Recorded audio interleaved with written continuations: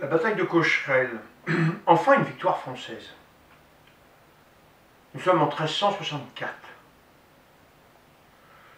Ce sera la première victoire française de la guerre de Cent Ans depuis la cinglante défaite navale de l'Écluse en 1340, puis les désastres de Crécy de 1346 et de Poitiers 1356. Cette bataille est commandée par Bertrand de Guesclin. Toutes celles où il a été fait prisonnier, il n'était que capitaine d'un groupe armé, comme la bataille de Ré en 1364 et Nájera en 1367. Alors l'histoire de cette bataille.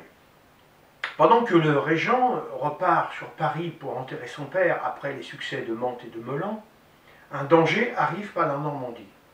Jean III de Grailly, le captal de Bouche, un des principaux seigneurs de guerre d'Aquitaine, débarque à Cherbourg en 1364 pour empêcher le sacre de Charles V à Reims en mai. Il agit pour le compte de Charles le Mauvais, roi de Navarre. Il rassemble une armée hétéroclite. Elle est composée de Navarrais, de mercenaires anglais, de Normands navarrais, de Gascons et de Bretons montfortistes. Ils ont été enrôlés à Cherbourg, dans des ports anglais ou dans des fiefs normands. Du Guesclin, mis au courant, va à Rouen et enrôle un maximum d'hommes pour contrer l'ennemi. Jean III de Grailly est un adversaire robuste et non négligeable. Il a combattu à Poitiers aux côtés du prince noir. Il a fait la guerre par vocation et instinct. Le 14 mai, cette armée est rassemblée entre Pacy-sur-Eure, Évreux et Vernon dans l'Eure. Bertrand quitte Rouen le 11 mai avec 1500 hommes. Il traverse la Seine à Pont-de-l'Arche. Elle est composée de Bretons parmi ses plus fidèles, des Normands, des Bourguignons, des Picards, des Gascons d'Albret, tous fidèles au roi Charles V. Aucune de ces deux armées n'a une base nationale. On se bat pour un seigneur, pour une cause ou de l'argent. Les préparatifs du captal de Bouche. Le 16 mai 1364, Jean de Grailly apprend que du Guesclin a traversé la Seine et se dirige vers lui. Ayant retenu la leçon du prince noir à Poitiers, il cherche un point haut pour installer son campement. Il trouve son emplacement sur la colline à 6 km de Pacy-sur-Eure, au lieu dit Cocherel, à l'endroit où il y a un pont qui lui permettra de rejoindre Vernon ou Évreux en cas de repli. Il adosse son armée à un bois qui englobe tout le sommet de la colline, afin de ne pas être pris à revers. Il fait mettre son armée pied à terre. Les chevaux et les chariots sont disposés dans le bois. Il la partage en 3 corps d'environ 500 hommes chacun. Avec lui, il y a Jacques Froissart, secrétaire du roi de Navarre, Baudouin de Beauseul, Pierre d'Aigremont, Jean Gassel et bien d'autres. La première bataille, à droite, est commandée par Jean Jouel, avec des archers anglais. La deuxième bataille, au centre, est commandée par le captal de Bouche, des Gascons et des Normands, et on y trouve Pierre de Saint-Canville et Guillaume de Beauville. La troisième bataille est commandée par le Bascon de Mareuil, des Navarrais et des Gascons. On y retrouve Sanche Lopez et Bertrand Dufresne. Alors, le dispositif français. L'armée française se place en face des Anglo-Navarrais. Au centre, première bataille commandée par Bertrand du Guesclin et ses Bretons. Il est entouré de son frère, Olivier, et des frères de Monnier et bien d'autres. À sa gauche, la deuxième bataille commandée par Jean III de Châlons-Harlay, comte d'Auxerre, avec des Normands et des Picards. À sa droite, la troisième bataille commandée par Baudouin de Lens, sire d'Annequin, gouverneur de Lille, des Bourguignons. Il est entouré de Louis Ier Chalon d'Arlay, Jean et Hugues de Vienne, Guy de Trélay, le Gascon d'Albret et Arnaud de Servol. L'arrière-garde est constituée de Gascons pour prendre à revers le captal de Bouche. Elle est commandée par Eustache et Alain de la Houssaye. Mais qui commandera cette bataille? Logiquement, le plus grand seigneur présent doit être le commandant. Il y a là le comte d'Auxerre, Jean III de Charlon d'Arlay. Mais c'est sa première bataille.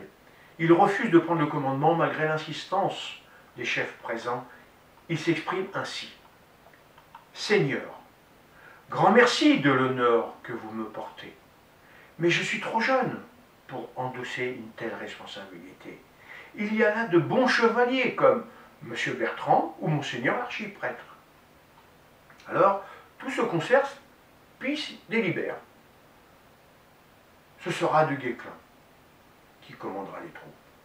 Les dés en sont jetés. Il court maintenant vers la notoriété. Le cri de guerre sera Notre-Dame Guesclin. Comme à son habitude, Bertrand prépare ses hommes. Il leur dit, n'ayez pas un cœur d'agneau. S'il y a nul couard qui doute de sa lance, je lui donne congé de retourner chez lui. Par contre, s'il y en a jeune ou vieux qui se mettent à fuir, par Dieu qui fuit Abel, je le ferai pendre par le cou. Du Guesclin n'aime pas les fuyards. Il prend ce rôle très au sérieux. C'est un militaire dans l'âme. Il commande naturellement ses hommes et les seigneurs. Il les pousse même à se confesser avant la bataille. Tous s'exécutent. Parlons maintenant de la bataille en elle-même. Commence alors un face-à-face étonnant entre les deux armées. Personne ne bouge. Chacun attend une erreur de l'autre. Le captal de Bouche ne veut pas descendre de sa colline car il perdrait l'avantage du terrain. Et Bertrand du Guesclin, lui, ne tient pas à gravir la pente, il épuiserait ses hommes et ses chevaux avant le combat. Chacun campe sur ses positions. Nous sommes fin mai, malgré une chaleur intense sous les armures chauffées par le soleil, on reste sur la défensive. Chacun se désaltère comme il peut. Les Anglais boivent du vin et les Français de l'eau que leur apportent les femmes qui suivent avec le convoi de chariots. Mais un événement va bousculer la bataille. Le captal de Bouche attend 300 lances commandées par Louis de Navarre, frère de Charles le Mauvais. Du Guesclin s'inquiète, mais pas plus que ça. Combien de temps va durer ce face-à-face? Enfin, Bertrand réunit ses seigneurs et leur explique la tactique qu'il envisage de mettre en exécution. Seigneurs, nos ennemis ne descendront pas de leur colline. Eh bien, nous ferons semblant de nous retirer et de refuser le combat. S'ils désirent nous combattre, ils descendront et viendront nous chercher, et là, nous ferons volte-face et les combattrons. Les ordres sont donnés et les Français commencent à se retirer. Un capitaine anglais aperçoit les Français quittant le champ de bataille. Il rencontre au captal de Bouche. « Sire, les Français s'en vont, ils n'osent se battre. » Les Anglais sont surpris de cette manœuvre, mais pas le captal de Bouche. Il connaît bien Bertrand du Guesclin. Il sait qu'il n'est pas couard. Il sent l'entourloupe et déclare. Ne croyez plus Bertrand l'enragé qui fuit. Il fera volte-face quand nous serons rapprochés. Certains de ces capitaines ne l'entendent pas de cette oreille. Ils volent en découdre avec le Français. Le plus impatient est Jean Jouel. « Sire, descendons vite. Ne voyez-vous pas comment les Français s'enfuient ?»« Messire Jean, calmez-vous. Ne croyez pas des gens aussi vaillants qui s'enfuient ainsi. Ils ne le font que par ruse et pour nous attirer. Saint-Georges, qui même me suivent, je vais combattre. » Il dévale la colline suivi de sa bataille. Le captal ne peut pas le laisser tout seul. Et toute l'armée descend la pente. Du Guesclin n'attendait que cela et dit à son écuyer. « Maintenant, Thibaut, tendons nos filets. Voilà les oiseaux qui arrivent vers nous. Sonnez trompette, volte-face, Notre-Dame du Guesclin. » C'est le contact, un vacarme de ferraille. Même les valets français avec leur hache fendent les rangs des Anglais. Les femmes s'en mêlent et leur jettent des pierres. La mêlée est féroce. Comme les Anglais attaquent, ils ne peuvent pas utiliser leurs archers. le combat reste pendant longtemps indécis. Mais Bertrand a plus d'une carte dans son jeu. La réserve française de 200 hommes, commandée par Eustache de la Houssaye, surgit derrière les rangs anglo-navarrais. Après avoir contourné les villes, ils sèment la panique, ils sont en déroute, ils fuient vers Passy-sur-Eure, un cercle restreint autour du capital de Gouges continue à se battre. À la fin, il est obligé de se rendre, la bataille est finie. Alors, parlons un peu du bilan. Alors, côté anglais, entre 700 et 800 morts, dont le Bascon de Mareuil, Jean Jouel, qui mourra quelques heures plus tard après la bataille. Un nombre considérable de prisonniers, dont Jacques Froissart, le secrétaire